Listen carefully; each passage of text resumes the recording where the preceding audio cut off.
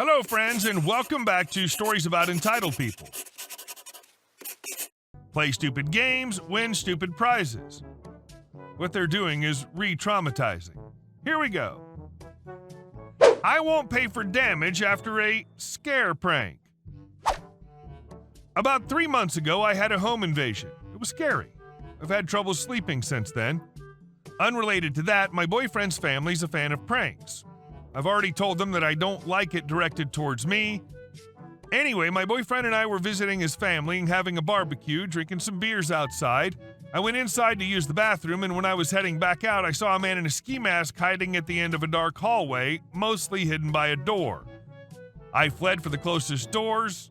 This pair of stained glass double doors, I tried the handle and it didn't open, even when I pulled really hard.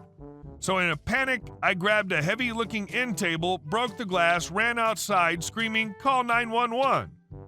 My boyfriend's dad ran out of the house holding the mask. I was immediately pissed. I yelled at him for scaring me. He was upset with me about the glass, and I just broke down and cried about how I was scared as crap this was another real home intruder situation, since that had recently happened to me. His mom was getting at me, asking why I had to break the glass, and I said I was scared and the door wouldn't open.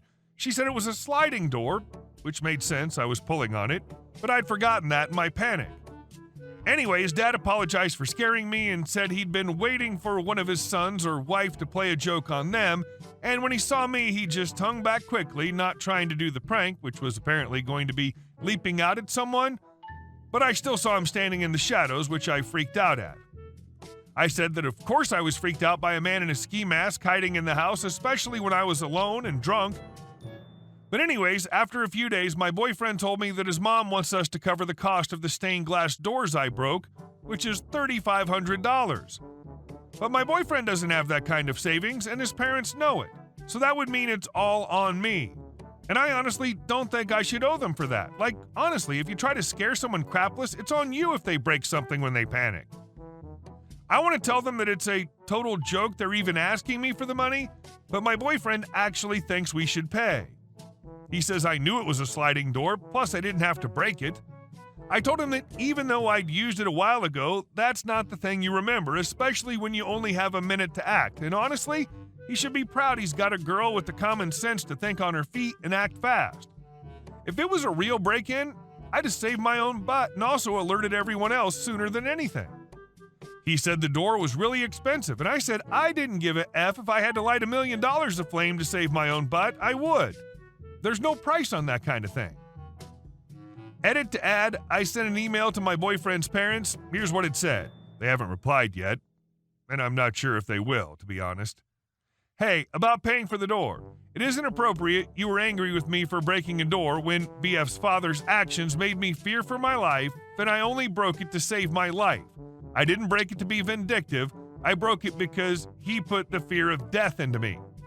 I can't conceive of how you all don't understand that creeping around a dark hallway in a ski mask with your hands out of view could be seen as a threat to my life and something completely inappropriate to do. But I'll still try and explain. That's the behavior of a home intruder, a stalker, a person who may wish me harm. I had a man stalk me for a year and recently break into my apartment when I was sleeping. He behaved similarly to BF's father, quietly sneaking through my home. I was luckily able to subdue him until the police arrived. He's imprisoned now, but that experience caused me to get a pistol for home defense and train on how to use it. That's the level of seriousness I take a home invasion.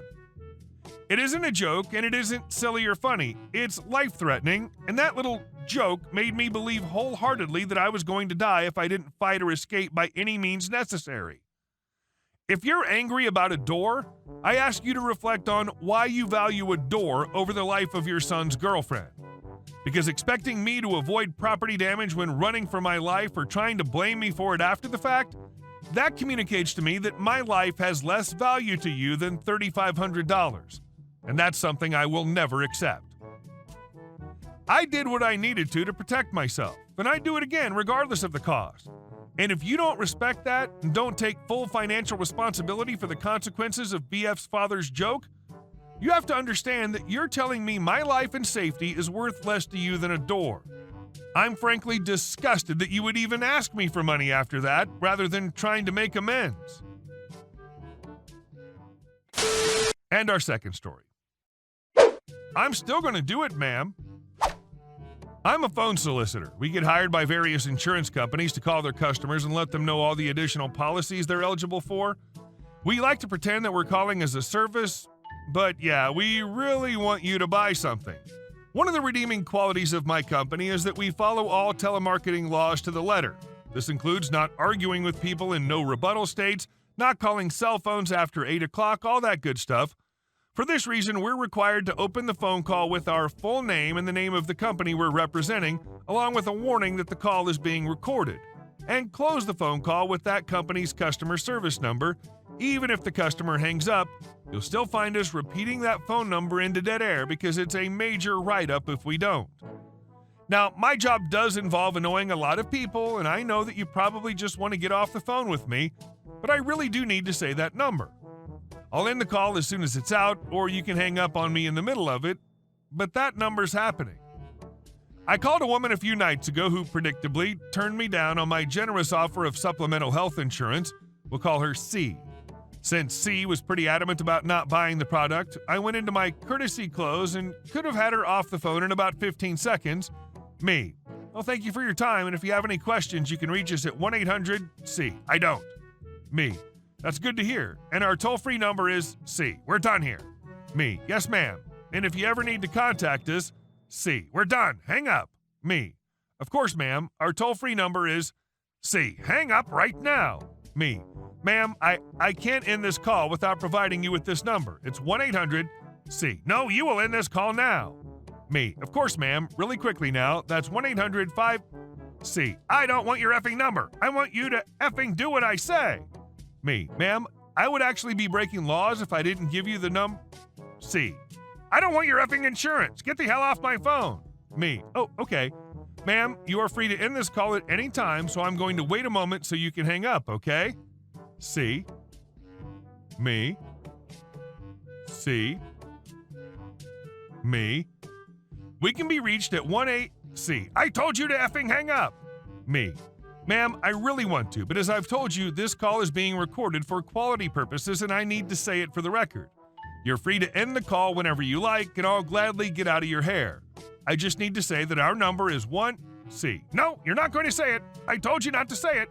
Me. I'm very sorry, ma'am. You're under no obligation to listen to it. C. I told you to hang up. You have to hang up. Me. I will, ma'am, I promise. Just let me say very quickly that you can reach us at C. Hang the F up. Me. Ma'am. C. Give me your manager. My manager, when given the headset, only spent a few seconds trying to reason with her before shouting the number over her protestations and hanging up on her. And our next story. How my old boss ended up buying the customer a new shed. I do tree work for a living, and the last boss I had was the kind of guy who thought he knew everything and demanded that you did things his way when he was on site. The day this story takes place was no different than any other time that boss decided to show up. We were there to drop a massive sunburst locust tree, over 3 feet wide at the trunk and branches that spanned over 60 feet. It was a beautiful tree, but the customer wanted it gone, sadly. The customer had a brand new, empty shed on one side of his property. There was enough room to drop the tree, but only if aimed just right. I set a pull rope into the tree and had my crew set our winch up on a tree along the back line of the lot to pull the locust over. My boss was not happy with my choice of felling direction and demanded in his "I want to speak to your manager" voice that my guys move the winch to a tree 40 feet to the right and told me I was to aim the tree in his newly selected direction, directly towards the shed. I told him that was a bad idea, but he wouldn't listen. He wanted to show the customer that he had absolute power over us and used one of his favorite lines, "If you don't want to be here, then leave." He knew I was wearing golden handcuffs and leaving wasn't financially responsible of me with a young family at home. I accepted that he was not going to allow me or my guys to put the winch anywhere close to where it should have been and set to putting my notch into the tree. I started aiming the tree to where I knew it should have been aimed, but was again screamed at by my boss because I wasn't following his direct orders. This is where I finally gave in and aimed the tree directly towards where he wanted me to, towards the shed. My aim could not have been more true. The notch and cutback were absolutely textbook. My guys applied power to the winch, and we put that tree down exactly where it was aimed. The new vinyl shed. It exploded. My boss did too. The customer calmly walked out, put his hand on my shoulder, looked directly at my boss, and exclaimed, "Sean did exactly what you told him to. When will you be installing my new shed?" I walked away from the two of them immediately, as I didn't need to be directly in the middle of that conversation when I knew I still needed to get the tree from the backyard and into the truck. Things then got even worse for my boss. He was the kind of boss to shout orders but not actually do anything himself. That day he decided to try to help out by taking the climbing saw, which is not set up to be used on the ground, and start hacking away at branches using only one hand on the saw. Very dangerous. We all knew that we'd get screamed at if we said anything to him, so we did our best to stay clear of the whirling dervish and do what we could at a safe distance. 5 or so minutes into his arbor assault, I hear him start screaming and see a chainsaw flying across the yard. Remember earlier where I said what he was doing was dangerous?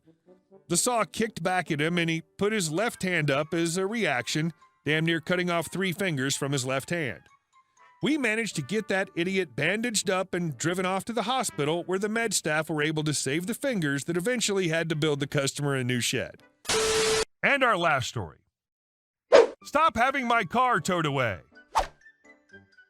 Today's story is about a guy from a few years ago. He decided that he would park his car in front of a gate that's only opened once a week, at most for trailer loads to get into the rear yard. Since we rarely get loads like that, it's infrequently used. We still don't allow people to park there as permitted by the city. For years before this, we'd park one of our service call trucks in front of it, but after it got hit by a car hard, we stopped doing that. Enter Mr. Peacock, as I call him. I call him this because he's the only man I've ever seen pull out a mirror and a comb from his pocket to check his hair. He also spends about 3 minutes in his car after parking to fix his hair and make sure his tie is straight. I wish this was a joke. He also is known to drench himself in cologne before work. Well, Mr. Peacock would park his brand new Lexus RX in front of my gate every day. We'd call the police and go through the process to have his car towed away. Basically, the officer comes out, takes pictures, makes us file a report, and gives us a list of companies we can call to have it removed. They will usually tell you who'll be the fastest. I ended up having to save that number, and we'd call them right after calling the police. The guy would come to us angry, wondering what we did with his car. We'd hand him a copy of the police report and the name of the tow company. This happened for 2 weeks. He even filed a suit against this company and made several complaints to the city. The last time we saw that car, it was totaled. That street's a hazard as it's so oddly shaped that people think it's a straight road, but it actually dips and curves at weird angles. The city leveled of the section by my gate, but that made a hill on both sides. GPS makes the road look straight, but it's not. So the guy who thought he was entitled to park in front of my gate got his car wrecked. The guy who hit his car survived, but neither of the cars survived. Please slow down on bad roads, people. Hey guys, thank you all for watching the video. I'll see you in the next one.